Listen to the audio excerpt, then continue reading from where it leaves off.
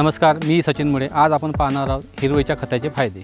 जर तुम्हाला तुमची शेती मजबूत करायची असेल तर प्रथम तुम्हाला माती मजबूत करावी लागेल आणि माती मजबूत करण्याचा सर्वात सोपा, स्वस्त आणि शाश्वत मार्ग म्हणजे हिरवळीचे खत। हिरवळीचे खत म्हणजे अशी पिके जी शेतात उगवली जातात आणि नंतर शेतातच मिसळली जातात। त्याच्यापासून कुठलेही उत्पन्न घेतले जात नाही, जसे की बोरू, धेंच्या, सनई, ताग, इतर आणि कोणतेही कडधान्य पीक। खरीप पिकाच्या आधी उन्हाळी हंगामात किंवा रब्बीनंतर शेत खाली असताना याची लागवड करता येते। तर आता आपण जाणून घेऊया हिरवळीच्या खताचे फायदे। कोणत्याही महागड्या खताशिवाय जमिनीत नायट्रोजन वाढते, सेंद्रिय पदार्थांचे प्रमाण वाढते, माती मऊ आणि सुपीक होते, मातीमध्ये सजीवांची संख्या वाढते आणि जमीन जिवंत होते। हे तण आणि कीटकांवर देखील नियंत्रण ठेवते।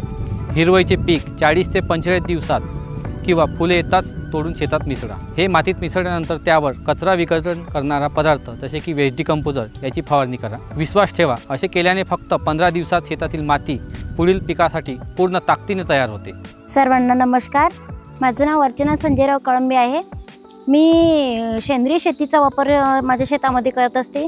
ज्यांना कोणाला सेंद्रिय शेती करायची असेल आणि आपल्या शेतीचा खर्च कमी करायचा असेल तर त्यांनी हिरवळीचे खत वापरावे। नक्कीच आपला खर्च कमी होईल आणि शेती पण फायद्यात राहील। माझं नाव पवन तारोडे, मी शेतकरी आहे। मी धेंच्या मागच्या वर्षी धेंच्या पेरला होता। त्याच्यामध्ये 30 ते 35 दिवसांनी त्याला बारीक करून जमिनीत गाडला गेला। त्याच्यामुळे मला मागच्या वर्षी 50% खताची मात्रा कमी द्यावी लागली। त्याचा आम्हाला पूर्णपणे फायदा झाला। व्हिडिओ पाहण्याकरता धन्यवाद। असेच नवनवीन व्हिडिओ पाहण्याकरता मटेरियाच्या चॅनलला सबस्क्राईब करा। स्वस्त माती, फायद्याची शेती।